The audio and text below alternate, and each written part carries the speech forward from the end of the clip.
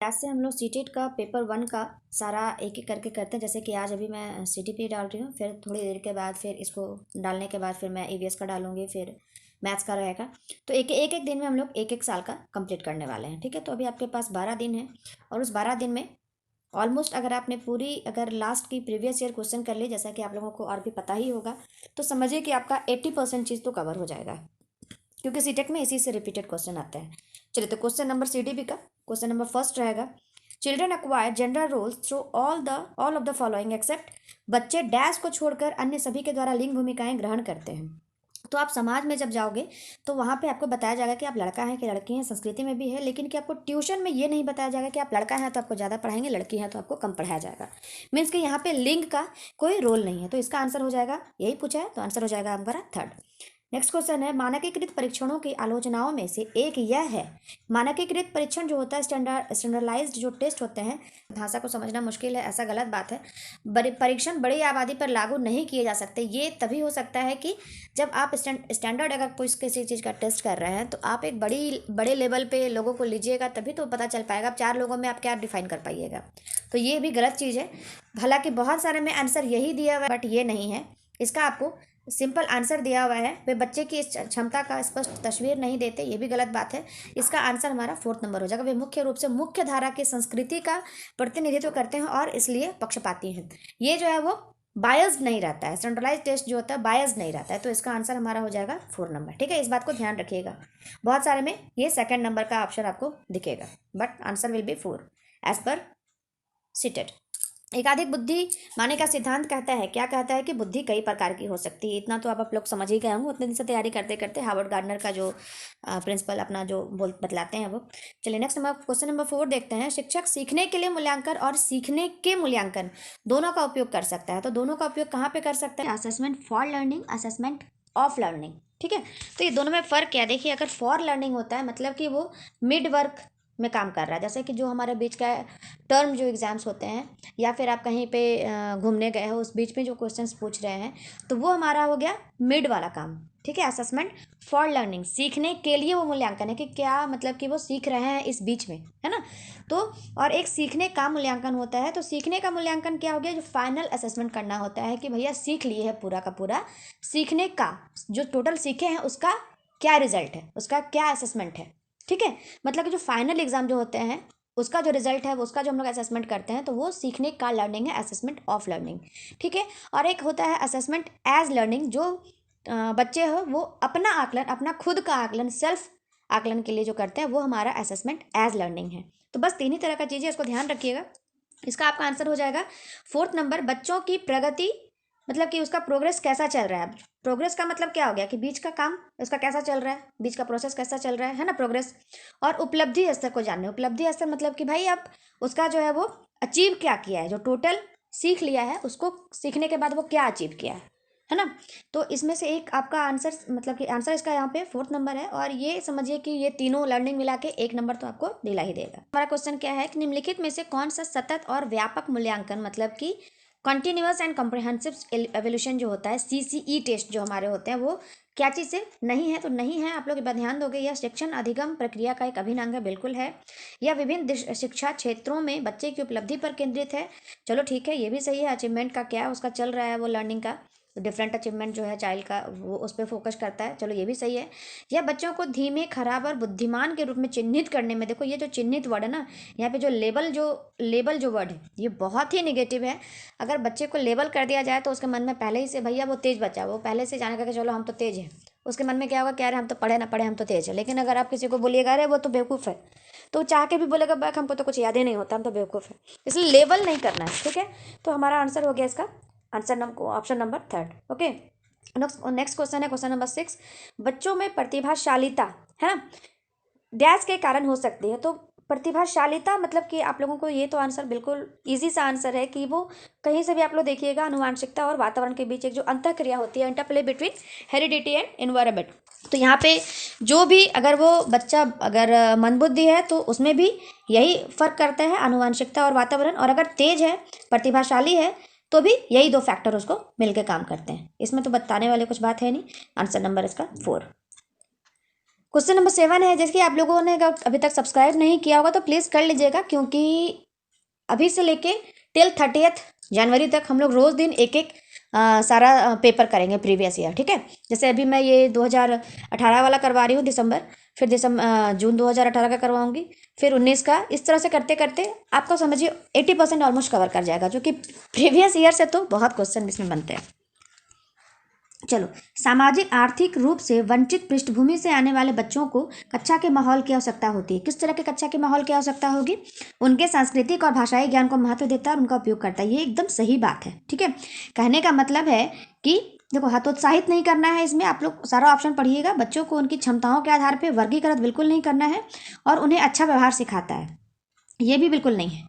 यहाँ पे आपका ऑप्शन हो जाएगा 1, ठीक है। क्यों? क्योंकि सामाजिक आर्थिक रूप से वंचित पृष्ठभूमि से जो भी बच्चे आ रहे हैं, उनका अपनी तो कोई भाषा होगी ना भाई, या फिर अपनी कोई बोली भी होगी, या अपनी कोई संस्कृति होगी, तो उसको हम लोगों को अच्छे से लेना है, उसका उपयोग करना है। किसके लिए? दूसरे बच्चों को सिखाने के लिए, ठीक है। तो यहाँ पे ताकि दूसरे लोगों का नॉलेज बढ़ सके, तो उसको हम लोगों को यूज़ करना है, संसाधन के रूप में लेना है। तो 7 का हमारा फर्स्ट नंबर हो गया आंसर। 8 नंबर क्वेश्चन है, कक्षा में सृजनात्मक और प्रतिभाशाली बच्चों के लिए आवश्यक हस्तक्षेप निर्भर करता है। अगर कोई बच्चा जो है वो क्रिएटिव है और टैलेंटेड है, तो उसको किस तरह का जो वो नीड चाहिए होगा? तो नीड क्या मिलेगा? अतिरिक्त समय देने पर? नहीं नहीं नहीं, उनके प्रति स्नेही होने की, स्नेही और रूड किसी के प्रति नहीं होना, उन्हें बच्चों को पढ़ाने की जिम्मेदारी देने पर। भाई उसका क्यों समय नष्ट कर रहे हो? इसका आंसर हमारा 4th नंबर हो जाएगा, शिक्षक द्वारा अनुकूलित और प्रेरक निर्देशन तरीकों के उपयोग पर। मीन्स की use of customised and stimulating instructional method by the teacher. ये हमारा इसका आंसर नंबर 4 हो जाएगा, ठीक है। क्वेश्चन नंबर 9 है, अति संवेदनशील बच्चों को सीखने में मदद करने के लिए निम्नलिखित में से कौन सा तरीका उपयुक्त तरीका नहीं है? नहीं है तो एक बार आप लोग उसको इंपॉर्टेंट अच्छा से देखिएगा कि नहीं है तो उसका आंसर चेंज हो सकता है। अधिगम के वैकल्पिक तरीके की पेशकश, ये तो तरीका अच्छा तरीका है ये। उनके दैनिक कार्यक्रम में शारीरिक गतिविधि का समावेश, ये भी सही तरीका है। बेचैन होने पर अक्सर उन्हें फटकार लगाना, फटकार क्यों लगाएंगे? तो ये ऑप्शन बिल्कुल भी एकदम निगेटिव ऑप्शन है ना। तो यहाँ पे यही हमारा पूछा भी यही है कि तरीका नहीं है, तो यही हमारा राइट आंसर है। एक कार्य को छोटे प्रबंधनीय खंडों में तोड़ना, ये तो बहुत अच्छा तरीका है। कोई बड़ा कार्य और कोई टफ कार्य, उसको छोटे छोटे खंड में तोड़िए, इजिली वो सॉल्व हो जाता है। क्वेश्चन नंबर 10 है, अलग अलग सोच वाले पैटर्न उन बच्चों की पहचान करते हैं जो बातें क्रिएटिव होंगे, सृजनात्मक होंगे, है ना। जो अलग अलग डाइवर्जेंट मतलब कि थिंकिंग अपना रख रहे हैं, दैट मीन्स कि वो क्रिएटिव होंगे, तभी तो अलग अलग तरह से सोच पा रहे हैं। क्वेश्चन नंबर 11, निम्नलिखित में से कौन सा शिक्षक द्वारा कक्षा में बच्चों के लिए समस्या हल करने के तरीके का वर्णन नहीं कर सकता है? ठीक है, नहीं कर सकता है तो इसको एक बार देखिए, कुछ हल करते समय गलतियों को के प्रति ईमानदार रहना, इसको भी ये भी मिला जुला के ठीक ठाक है। देखते हैं, सोच विचार परीक्षण और विभिन्न उत्तरों जैसे शब्दावली, अभिसरण उत्तरों वाले प्रश्न पूछना। हाँ देखो, ये अभिसरण उत्तरों वाले प्रश्न पूछना मतलब कि कन्वर्जेंट आंसर, जिसका कि आंसर सबकी तरह से एक ही हो सकता है। मतलब कि अब तुम्हारा नाम क्या है, तुम्हारा नाम क्या, सब अपना अपना नाम बोलेगा, कहानी खत्म हो गया, है ना। या फिर तुम कहाँ रहते हो, सब अपना अपना जगह बताएगा। तो ये सब टाइप का चीज़ जो जिसका कन्वर्जेंट आंसर हो, सिंपल उसका लिमिटेड आंसर हो, लिमिटेड वर्ड्स में, और रटा रटाया आंसर हो, तो वो वैसे प्रश्न जो है वो नहीं करना चाहिए, है ना। आपको डाइवर्जेंट थिंकिंग मतलब कि आप वहाँ क्यों गए थे, जैसे कि मान लो अगर आपने पूछा कि क्यों गए थे, तो सबका अपना अपना रीज़न होगा कि भाई क्यों गए थे। तो ये हमारा डाइवर्जेंट अपना उसको सोचने के लिए मजबूर करेगा कि हम क्यों गए थे, अपने हिसाब से बताना है। तो इसका आंसर हो जाएगा हमारा 3rd, ठीक है। नहीं बतलाना था तो हमारा आंसर इसका 3rd हो जाएगा।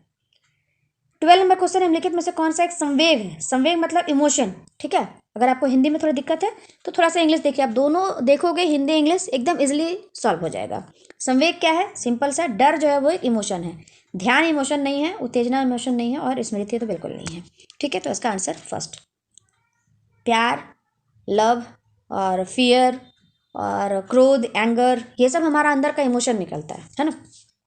चलो, क्वेश्चन नंबर 13 है, एक 3 साल का बच्चा बताता है कि दूध बूथ पर एक मशीन द्वारा दूध का उत्पादन किया जाता है। निम्नलिखित में से कौन सा बच्चे की समझ का, ठीक है, समझ का सबसे अच्छा स्पष्टीकरण प्रदान करता है? तो इसका आंसर क्या हो जाएगा आपका? बच्चे का जवाब, दूध बूथ से दूध खरीदने के अनुभव, अपने अनुभव पर आधारित है। हाँ, ये तो लग रहा है। बच्चे ने गायों को कभी नहीं देखा है, तो ये हो सकता था, लेकिन कि यहाँ पे ये नहीं होगा कि इसमें से अपना क्या समझ है, गाय को देखा या ना देखा उससे मतलब नहीं, उसका समझ क्या बोल रहा है कि हम जब से बड़े हुए हैं, जब से वो बड़ा हुआ है, पैदा हुआ है, जब से जैसे जैसे बड़ा हो रहा है, वो देख रहा है कि भैया मशीन पे जाते हैं, पैसा देते हैं, मशीन हमें दूध दे देती है, यही देख रहा है। तो उसका समझ क्या है, बच्चे का समझ क्या है कि अपना, यही आंसर हो जाएगा आपका आंसर नंबर फर्स्ट। बच्चे का जवाब दूध बूथ से दूध खरीदने के अपने अनुभव पर आधारित है ना। बाद बाकी आपको दूध देखने का कोई ये नहीं है। क्वेश्चन नंबर 14 देखते हैं। निम्नलिखित में से कौन सा शिक्षक की भूमिका का सबसे अच्छा वर्णन करता है। सबसे अच्छा मतलब कि शिक्षक का क्या सा भूमिका होना चाहिए।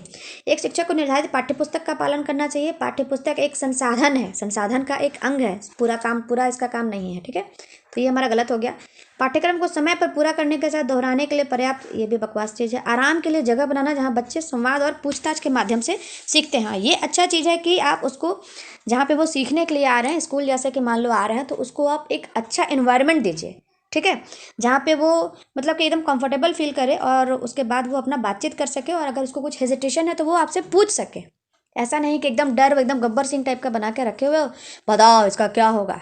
तो ऐसा बच्चे को अगर जो जान भी रहे होंगे तो वो शांत रहेंगे या फिर कुछ क्वेश्चन नहीं पूछेंगे। तो यहाँ पे सबसे अच्छा जो शिक्षक का भूमिका है वो है आंसर नंबर थर्ड। आराम के लिए जगह बनाना है और जहाँ पे बच्चे संवाद और पूछताछ के माध्यम से सीखते हैं, ठीक है, जहाँ पे वो फ्री फील कर सके। अनुशासन बनाना, ये भी बहुत बकवास सा चीज़ है। चलिए क्वेश्चन नंबर 15 देख लेते हैं। निम्नलिखित में से कौन सी कक्षा समृद्ध शिक्षा को प्रोत्साहित करती है। ठीक है, समृद्ध शिक्षा मतलब क्या हो गया, जो इनरिच्ड एकदम क्लासरूम हो। इनरिच्ड मतलब कि वो जहाँ पे, देखिए हम लोग देखे करके देखते हैं, वह कक्षा जिसमें खुली गतिविधि कोने हो और विभिन्न प्रकार के बाल साहित्य, खुली ताक मतलब कि ताक मतलब सेल्फ जो होता है, रैक जो होता है उस पर रखी हुई हो, और जो दिन के किसी समय भी प्राप्त किया जा सके। ये बहुत अच्छा ऑप्शन है। अलमारी में अच्छी तरह संगठित सामग्री वाली कक्षा, जहाँ सामग्री को सप्ताह के में एक बार मुक्त खेल बैक, ये एकदम बकवास है। पाठ्यपुस्तक सामग्री द्वारा संचालित, संरचित और योजनाबद्ध अधिगम वाली कक्षा, ये भी नहीं। और फिर नीचे है a classroom with a variety of material displayed in the class beyond the reach of children, beyond the reach of children. यहाँ पे रीच जहाँ से रीच ही ना कर पाए बच्चे, तो उसका कोई मतलब नहीं है, ठीक है। तो इसका हमारा आंसर हो जाएगा आंसर ऑप्शन 1, जहाँ पे ओपन एक्टिविटी कराने के लिए आपको बोला जाए। इंग्लिश आप जरूर देखिएगा, बहुत बार आपको हेल्प मिल जाएगा, क्योंकि मैं भी एक हिंदी भाषी स्टूडेंट हूँ, बट इंग्लिश भी बीच में बहुत ही हमारा बेनिफिट करता है। ओपन एक्टिविटी कॉर्नर्स मतलब कि मतलब बनना होना चाहिए क्लासरूम में, जहाँ पे variety of children literature in open self, जहाँ पे ओपन रैक पे अपना रखा हुआ है सारा लिटरेचर का बुक, और जो बच्चे को जब भी इच्छा हो रही है कि हमको उसको पढ़ना है, वो आराम से निकाल कर उसको पढ़ सकता है, ताकि वो एक्टिव लर्निंग हो सके, है ना। तो इसका आंसर हमारा फर्स्ट हो जाएगा। आइए क्वेश्चन नंबर 16 देखते हैं। निम्नलिखित में से, ये मैं सारे आंसर जो बता रही हूँ सीटेट के द्वारा निर्धारित जो आंसर है वही आंसर है। प्लीज़ सब्सक्राइब जरूर कीजिएगा, क्योंकि अभी हम लोग कंटिन्यू सिर्फ क्वेश्चन करेंगे, ठीक है, प्रीवियस ईयर क्वेश्चन। निम्नलिखित में से कौन सा कक्षा में पाठ्यपुस्तकों का की भूमिका का सबसे अच्छा वर्णन करता है। पाठ्यपुस्तक जो है वो कक्षा में राज्य और राष्ट्र में अधिगम में एकरूपता बनाए रखते हैं। नहीं नहीं नहीं, वे अध्ययन के पाठ्यक्रम के बारे में शिक्षकों और माता पिता को मार्गदर्शन प्रदान करते हैं, ऐसा कुछ नहीं है। वे संसाधन रहित संदर्भ में सबसे आवश्यक अधिगम संसाधन बनाते हैं, और सबसे अधिक तो बिल्कुल नहीं है। वे कक्षा में उपलब्ध संसाधन और संदर्भ सामग्री में से एक है। ये एकदम सटीक आंसर है। क्वेश्चन नंबर हमारा आंसर ऑप्शन 4 जो है वो एकदम सटीक सा आंसर है कि पाठ्य पुस्तक जो है वो क्लास में जो टोटल हमारे पास रिसोर्स है मटेरियल का, उसका एक पार्ट है, वन ऑफ द रिसोर्स है, ये टोटल रिसोर्स नहीं है, ठीक है, वन ऑफ द रिसोर्स है मटेरियल जो अवेलेबल है हमारे संसाधन के रूप में क्लास में। तो हमारा आंसर 4 हो जाएगा। 17 नंबर क्वेश्चन देखते हैं कि राष्ट्रीय पाठ्य चर्चा फ्रेमवर्क मतलब कि एनसीएफ 2005 जो है, मैक्सिमम इसमें 5 क्वेश्चन आपका एनसीएफ अपने अगर आपने अच्छे से किया है तो 5 नंबर तो आपके फ्री के हैं, ठीक है। फ्रेमवर्क जो है एनसीएफ 2005 जो अपनी समझ किस चीज़ से प्राप्त की है, तो व्यवहारवाद नहीं रचनावाद से अपना मतलब कि कंस्ट्रक्टिव होना चाहिए। एनसीएफ जो है वो बच्चे को क्या, इसमें एनसीएफ जो है क्या बोला गया है, पहला तो आपको बोला गया है कि वो चाइल्ड सेंटर्ड एजुकेशन देना है, ठीक है, जहाँ पे बाल केंद्र मतलब कि केंद्र में हो, वो कंस्ट्रक्टिव बनाना है, ठीक है, कंस्ट्रक्टिव मतलब बनाना है बच्चे को, प्लस वहाँ पे उसको जीवन के साथ जोड़ने वाली बातें उसको बतानी है, मतलब जीवन के साथ जो जुड़े उस तरह से उसको शिक्षा देना है, जो रोज़मर्रा के कामों में उसको मतलब कि यूज़ उसके लाइफ स्टाइल से कनेक्ट करे, ठीक है ना। तो ये सब कुछ कुछ चीज़ें हैं, पॉइंट है जो आप एनसीएफ के बारे में जान सकते हैं। आप उसको एक्टिव लर्नर बनाना है, ना कि पैसिव, ये सब इसके मुख्य मुख्य कुछ काम है। तो इसका आंसर हमारा हो जाएगा रचनावाद, ठीक है, 17 का सेकंड। 18 नंबर क्वेश्चन है, कक्षा में बच्चों को प्रेरित समझा जा सकता है कब? यदि वे कक्षा में अनुशासन बनाए रखते हैं। तो डर से बनाएगा ये तो डर से बनाएगा ना भाई। प्रेरित इससे तो नहीं समझा जाएगा कि वो मतलब कि मोटिवेट है, वो तो डर है। वे सभी उपस्थिति में नियमित है, स्कूल में आकर बैठ जाइए, बाकी कोई काम नहीं करना है, इसका भी कोई मतलब नहीं है। वे शिक्षक से स्पष्टीकरण प्राप्त करने के लिए प्रश्न पूछते हैं। देखो ये ऑप्शन बहुत अच्छा ऑप्शन है, क्योंकि वे शिक्षक से स्पष्टीकरण प्राप्त करना है, मतलब कि वो कक्षा में प्रेरित है, कक्षा में मोटिवेटेड है, क्योंकि उसको उनको उनके अंदर डर नहीं है किसी तरह का कि और वो किसी हम पूछेंगे तो टीचर हमको डांटेंगे या फिर ये करेंगे कुछ भी। वो अंदर से एकदम क्लियर है कि हमको नहीं यह समझ में आ रहा है तो हमको पूछना है ना। मतलब वो एक्टिव बन रहे हैं, ऐसा नहीं कि अब टीचर जो बता रहे हैं समझ आए या ना आए, हम आराम से गोबदू टाइप का सुन रहे हैं, तो इसका कोई वैल्यू नहीं। ये बहुत अच्छा ऑप्शन है, थर्ड नंबर, इसका आंसर हो जाएगा थर्ड। 19 नंबर देखेंगे, निम्नलिखित में से कौन सा बच्चों में अधिगम में सुधार करने के लिए सबसे अधिक उपयुक्त है? ठीक है, which one of the following is the most suitable to improve children's learning? ठीक है, चिल्ड्रन लर्निंग में क्या सबसे इंपॉर्टेंट है? शिक्षक को विभिन्न उदाहरणों और चित्रों के उपयोग के करके विषय की व्याख्या करनी चाहिए, ये भी सही चीज़ है। कक्षा में सभी प्रकार की शिक्षण सामग्री होनी चाहिए, ये भी सही है। शिक्षक को वास्तविक जीवन की स्थितियों पर बच्चों को एक दूसरे के साथ बातचीत करने में मदद करनी चाहिए, ये सबसे अच्छा है। देखिए आपको पेडागोजी में यही चलेगा, देखने से लगेगा कि नहीं ये भी सही लग रहा है, ये भी सही लग रहा है, लेकिन कि उसमें से जो बेस्ट ऑप्शन है वो आपको चुनना है। ठीक है, शिक्षक मतलब कि देखो, teacher should facilitate children to interact with each other on real life situation. Real life अभी जैसे मैंने बताया वो एनसीएफ का मेन वर्क में एक है कि लाइफ के जो रियल लाइफ से उनको कनेक्ट करना है उनके शिक्षा को। तो ये हमारा आंसर सबसे बेस्ट, सबसे पूछा भी है, सबसे अधिक उपयुक्त गया है, थर्ड नंबर आंसर सही है मेरा।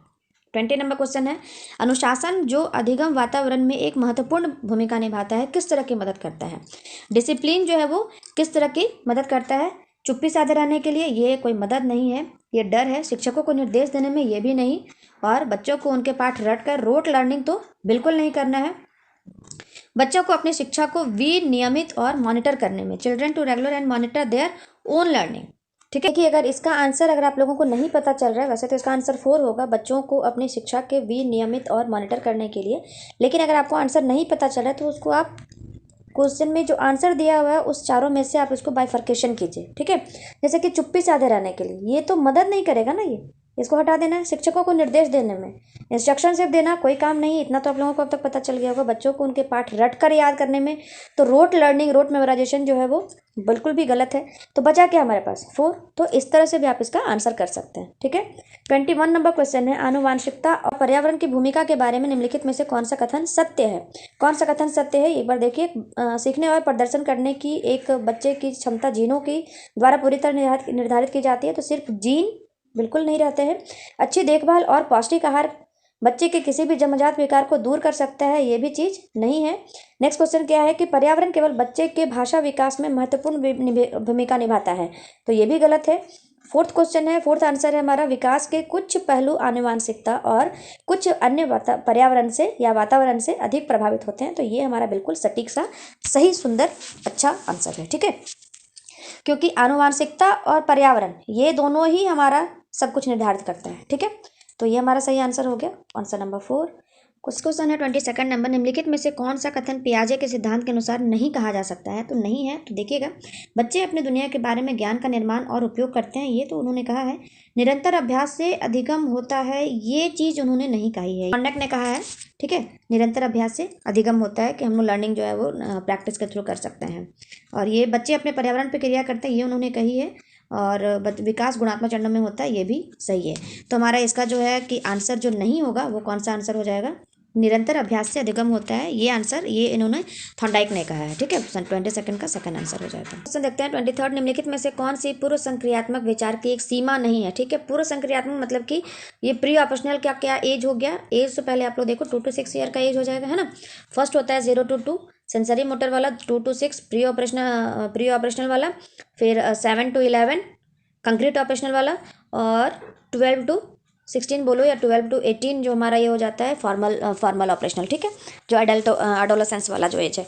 तो यहाँ पे हमारा इसका ऑप्शन हो जाएगा 2 to 6 में प्रतीकात्मक विचार का विकास जो डेवलपमेंट ऑफ सिंबॉलिक थॉट, ये जो होता है ये एक तरह से आप समझ सकते हो कि यहाँ पे हमारा क्या होगा, ये प्रतीकात्मक विचार का विकास जो है ये एक सीमा नहीं है, एक उसके लिए मीन्स कि उसके लिए एक अच्छी चीज़ है, ठीक है, वो सीमा नहीं है उसके लिए। तो ये हमारा आंसर हो जाएगा।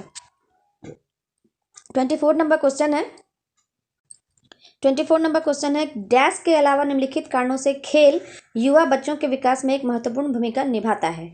इसके अलावा मतलब कि क्या कारण है जो नहीं हो सकता है खेल से जिसको बेनिफिट हो, यह उनके इंद्रियों को उत्तेजित करता है, एकदम सही बात है ये।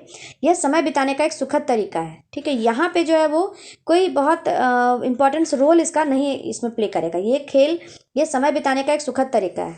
इसके अलावा सारा जो रीज़न दिया हुआ है वहाँ पे सारा जो आपके पास इसके अलावा जो सारा रीज़न है ये सारा हमारा महत्वपूर्ण भूमिका निभाता है, ठीक है, विकास में। ठीक, चलिए हमारा नेक्स्ट क्वेश्चन है 25वां नंबर, निम्नलिखित में से तो इसका आंसर आपका हो जाएगा सेकंड, ठीक है, यह समय बिताने का सुखद तरीका है। 25 नंबर क्वेश्चन है, निम्नलिखित में से कौन सा प्रश्न बच्चों को गंभीर रूप से सोचने के लिए आमंत्रित करता है। तो इसमें से सही जवाब क्या है, तो इस बच्चा बोल देगा सही जवाब यही वाला है। इसमें सोचने के लिए जहाँ पे मतलब गंभीर रूप से सोचने के लिए जब अपना दिमाग जहाँ पे चलाना हो, क्या आप इस तरह की स्थिति के बारे में सोच सकते हैं, तो इसको हम लोग बोले हाँ सोच लेंगे, कोई दिक्कत नहीं है। नेक्स्ट है, विभिन्न तरीकों से हम इसे कैसे हल कर सकते हैं। तो यहाँ पे देखो ये वाला ऑप्शन में बच्चा अपना दिमाग पूरी तरह से यूज़ करेगा कि ये तो अभी हल हो गया है, इसको हम और किस तरीके से हल कर सकते हैं, अपना दिमाग पे जोर डालेगा। तो यही यहाँ पे पूछ रहा है, ठीक है, तो हमारा आंसर थर्ड हो जाएगा। क्वेश्चन नंबर 26 है, निम्नलिखित में से कौन सा विकल्प प्रगतिशील शिक्षा का सबसे अच्छा वर्णन करता है। प्रगतिशील शिक्षा, ठीक है, तो यहाँ पे आपका ऑप्शन क्या क्या है, थेमेटिक इकाइयाँ, नियमित इकाई, परीक्षण, रैंकिंग। तो रैंकिंग जो है ये जो चीज़ है एकदम गलत सा चीज़ है, ठीक है। व्यक्तिगत अधिगम क्षमता समूह बनाना, छात्रों को लेबलिंग करना जो है सो बिल्कुल गलत सा चीज़ है। आप इसको बाइफर्केशन करके भी इसको आंसर अपना कर सकते हो। परियोजना विधि, क्षमता समूह बनाना, रैंकिंग फिर से आ गया, गलत चीज़ है। करके सीखना, परियोजना विधि, सहयोग से सीखना, ये बहुत अच्छा चीज़ है, लर्निंग बाय डूइंग, ठीक है। तो ये सबसे अच्छा प्रगतिशील शिक्षा का वर्णन कर रहा है, तो आंसर हमारा फोर्थ हो गया। नेक्स्ट क्वेश्चन है, प्रगतिशील शिक्षा के बारे में निम्नलिखित में से कौन सा कथन बताता है कि शिक्षा स्वयं ही जीवन है, मीन्स की एजुकेशन इज लाइफ इटसेल्फ। तो स्कूलों की आवश्यकता नहीं है, बच्चे अपने अनुभव से सीख सकते हैं, बच्चे अपने अनुभव से सीखते हैं, लेकिन स्कूल की आवश्यकता है। स्कूलों में शिक्षा सामाजिक और प्राकृतिक दुनिया को प्रतिबिंबित कर, देखिए ये बहुत अच्छा आंसर दिया हुआ है यहाँ पे, स्कूलों में शिक्षा सामाजिक और प्राकृतिक दुनिया को प्रतिबिंबित करे। Education in schools should reflect the social and natural world, ठीक है, यहाँ पे ये आंसर आपका बिल्कुल सीधा सा अच्छा सा आंसर है, तो यही आपका आंसर हो गया। बाकी नीचे में आंसर उसका गलत है। 28 नंबर क्वेश्चन है, कोहलबर्ग के सिद्धांत के योगदान के रूप में निम्नलिखित में से किसे माना जा सकता है। इस सिद्धांत में विस्तृत परीक्षण प्रक्रियाएं हैं, यह नैतिक तर्क और कार्रवाई के बीच एक संबंध स्थापित करता है। फिर आपका है, उसे विश्वास है कि बच्चे नैतिक दार्शनिक हैं। 4th नंबर है, उनके सिद्धांत ने संज्ञानात्मक परिपक्वता और नैतिक परिपक्वता के बीच एक सहयोग का समर्थन किया है। तो ये हमारा बिल्कुल इसका सही आंसर है, ठीक है। 29 नंबर क्वेश्चन है, निकटवर्ती विकास का क्षेत्र संदर्भित करता है। ये निकटवर्ती विकास क्या हो गया, ZPD, जिसको हम लोग बोलते हैं, जिसको आप लोगों को पता होगा, जोन ऑफ प्रॉक्सिमल डेवलपमेंट, जो वाइगोत्स्की ने जिनका मतलब कि बताया है इसका फोल्डिंग और इनके बारे में, जहाँ पे आप अगर कुछ नहीं कर पा रहे हैं तो आपको मोर नॉलेजेबल अदर्स जो है आपको थोड़ा सा पुशअप करते हैं, ठीक है। मान लो कि ये थोड़ा सा हल्का सा पुशअप किए और आपने वो काम कंप्लीट कर दिया, ठीक, तो यही हमारा है। तो इसका आंसर हमारा हो जाएगा, एक संदर्भ को जिसमें बच्चे सहयोग के सही स्तर के साथ कोई कार्य लगभग स्वयं कर सकता है। तो यहाँ पे है वो हमारा आंसर हो जाएगा, ठीक है, कि थोड़ा सा आप कुछ सपोर्ट कीजिए और वो स्वयं कर लेगा। आंसर हमारा सेकंड हो गया। एक उभयलिंगी व्यक्तित्व, उभयलिंगी आप लोगों ने पढ़ा होगा, जहाँ पे मर्दाना और स्त्री गुणों का समायोजन होता है, उसको हम लोग उभयलिंगी बोलते हैं। उभयलिंगी मतलब जहाँ पे दो गुण मिले, ठीक है, उभय मतलब एंड्रोजेनस जहाँ पे होता है, जहाँ पे दो का समायोजन हो, ठीक है। तो ये हमारा आंसर है। तो अभी तक अगर आपने सब्सक्राइब नहीं किया है तो कर लीजिएगा। हम लोग रेगुलर आज से लेके एग्जाम के एक दिन पहले तक हम लोग सिर्फ प्रीवियस ईयर क्वेश्चन करने वाले हैं।